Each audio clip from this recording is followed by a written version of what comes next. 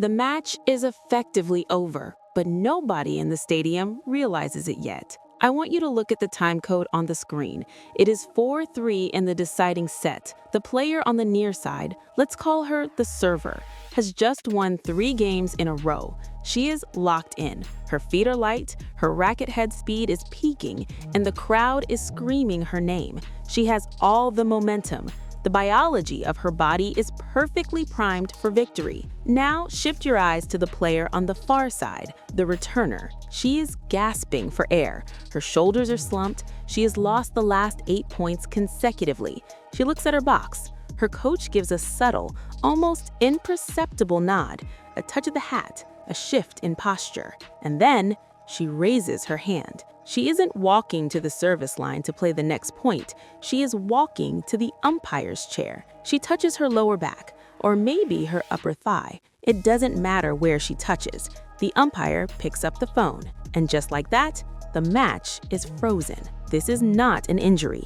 This is a weapon, and right now, it is the single most effective, unpoliceable, and devastating tactic in the WTA arsenal. Welcome to the medical timeout loophole. Today, we are going deep into the rulebook to expose exactly how this trick works, the specific biological science of why it destroys the opponent's serve rhythm, and the brutal financial reality of what happens when a player loses focus for just 12 minutes. We are going to calculate the cost of this timeout in actual dollars and ranking points. This is NetCord News.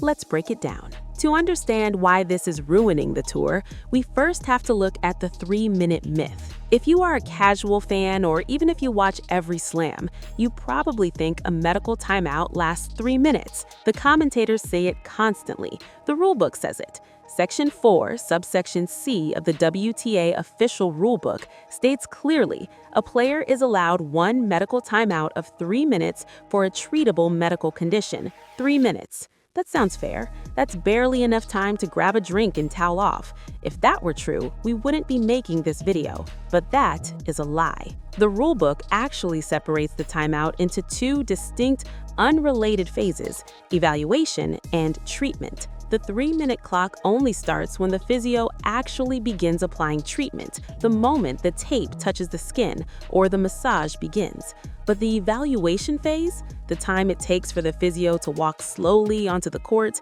ask the player what hurts, have the player lay down on the towel, palpate the area, ask more questions, check the range of motion, and explain the diagnosis to the umpire, that time is uncapped. There is no stopwatch for the conversation. I analyzed the stoppage data from the semifinal match last week. From the moment the player raised her hand to the moment the ball was back in play, it wasn't 3 minutes. It was 12 minutes and 45 seconds. Let that sink in. 12 minutes and 45 seconds. In a sport played at maximum heart rate, where adrenaline is the primary fuel source, 12 minutes is an eternity. It is enough time for the sun to shift, for the wind to change, and for a body to go completely cold. This is where the evaluation phase becomes a tactical weapon. A savvy player knows they don't actually need treatment, they need a reset. They need to stop the bleeding. So they call the physio. They point to a vague area: the hip, the lower back, the adductor. These are soft tissue complaints. They are impossible to disprove with a quick scan. The physio must evaluate them. They cannot say no. While the physio is pressing on the player's hip, asking, "Does this hurt?" the clock is not running. The player is buying time. She is slowing her breathing. She is breaking the panic cycle. She is looking at her coach, re-strategizing. Meanwhile, look at the opponent. The server, who was just on fire, is now standing at the baseline, bouncing on her toes. She is trying to keep her heart rate up. She is trying to stay in the zone, but she can't. This brings us to the physiological impact of the ice out. We need to get into the sports science here, because this is where the match is actually won and lost. Tennis is a game of rhythm and proprioception, the body's ability to sense its own position in space. When a player is redlining, playing their absolute best tennis, their body is in a state of flow. Their muscle temperature is high, their reaction times are peak, and their cortisol, the stress hormone, is managed by the adrenaline of the rally. The nervous system is firing automatically. When you force that player to stand still for 12 minutes, 3 distinct biological failures occur. First, the cool down effect. Muscle temperature begins to drop within minutes of cessation of activity. The elasticity in the shoulder capsule, crucial for serving 115 miles per hour, decreases. The server is literally getting stiffer by the second. The synovial fluid in the joints thickens slightly. The snap is gone. Second, the adrenaline dump. The fight or flight response that was powering her winners starts to fade. As the adrenaline wears off, the exhaustion hits. The legs feel heavier. The lactate that was being flushed out by movement starts to pool. Third, and most dangerous, is the overthinking spiral. When you are playing fast, you are reactive. You don't think, you do. But when you're standing there watching your opponent get a massage, you start to think. You start to think about the score. You start to think about the stakes. I just need to hold serve. Don't double fault. Is she actually hurt or is she faking? If I lose this service game, I lose the set. The brain moves from the flow state to the analytical state. And in tennis, the analytical state is where you choke. Now let's go back to our match to see this science in action. The 12 minutes are up. The injured player stands up. She doesn't look injured anymore. She looks refreshed. She tests her leg. She jogs to the baseline. The server steps up. Her arm is cold. Her mind is racing. She tosses the ball. First point, double fault. The ball hits the bottom of the net. You can see the panic set in immediately. The crowd, which was electric 10 minutes ago, is now murmuring. The energy has been sucked out of the stadium. The momentum has vanished. Second point, unforced error. A forehand sails long by 3 feet. The break is handed back. The set is leveled. And the injured player, she suddenly moves like a gazelle. She slides into a backhand, recovers, and hits a winner. She wins the next 3 games. Match over. This isn't just a bad beat. This is a robbery. And the cost of this robbery is astronomical.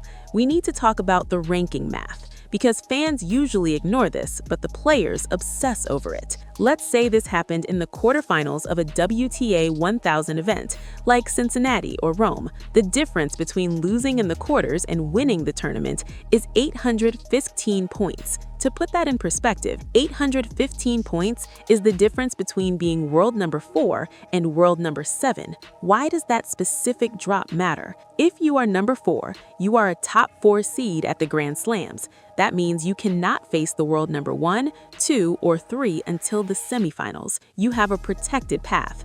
You are guaranteed to avoid the Giants until the very end. If you drop to number 7 because you lost this match due to a fake medical timeout, you could face Iga Swiatek or Aryna Sabalenka in the quarterfinals. Your path to a major title just became exponentially harder. The mathematical probability of you winning a slam drops by over 18% just based on that seeding change. And let's talk about the money. The prize money difference is obvious, hundreds of thousands of dollars between a quarterfinalist and a winner.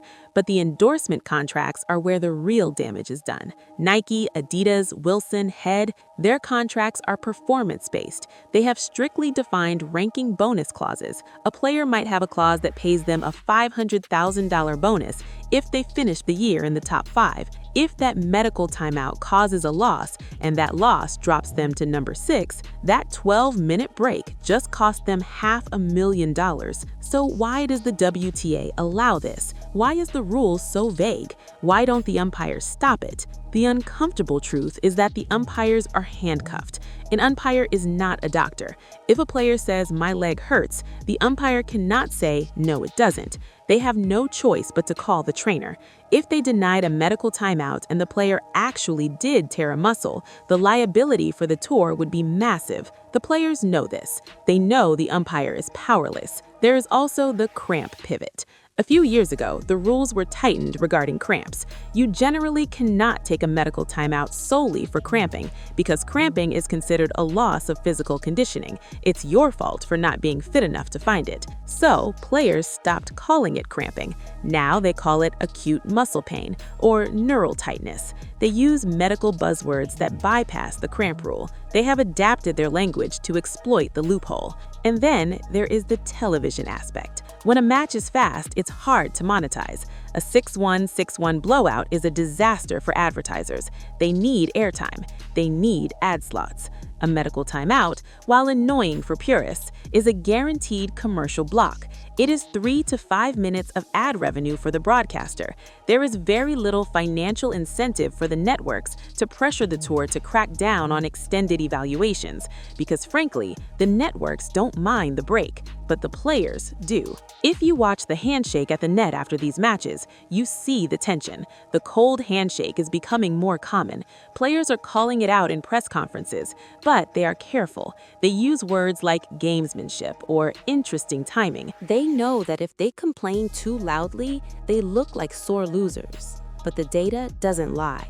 We analyzed the breakpoint conversion rates immediately following a medical timeout in the last season. When a server is iced for more than 5 minutes, their first serve percentage drops by an average of 12%. Their unforced error count in the first game back doubles. The tactic works. It is statistically proven to degrade the opponent's performance. It is a cheat code. So, what is the solution? Some have proposed a point penalty system. If you take a medical timeout, you forfeit the next game. This would instantly stop the fake injuries. If you are truly hurt, sacrificing one game to get fixed up is worth it. You take the game penalty, get taped, and try to win the match. But if you are faking it just to break momentum, the cost of losing a game is too high. You wouldn't do it. Others suggest a strict shot clock for the physio, 3 minutes total. Evaluation included. If you can't diagnose it in 3 minutes, you have to default or play hurt. But until the WTA changes the rulebook, the loophole remains open. And as long as it remains open, we will keep seeing the same script. The momentum shift, the glance at the box, the hand raised, the phone call. And 12 minutes later, a different match begins. This isn't about denied medical care. This is about protecting the integrity of the sport. Because right now, the best strategy in women's tennis isn't a blistering forehand or a kick serve. It's a stopwatch. I want to hear from you in the comments. Have you noticed a specific match where this happened? Drop the names below. I read every comment. And if you want to understand more about the hidden mechanics of the tour, check out the playlist on the screen right now. We've got a video coming up on the bathroom break rule that might shock you even more. I'm Net Court News. Watch the ball, not the hand.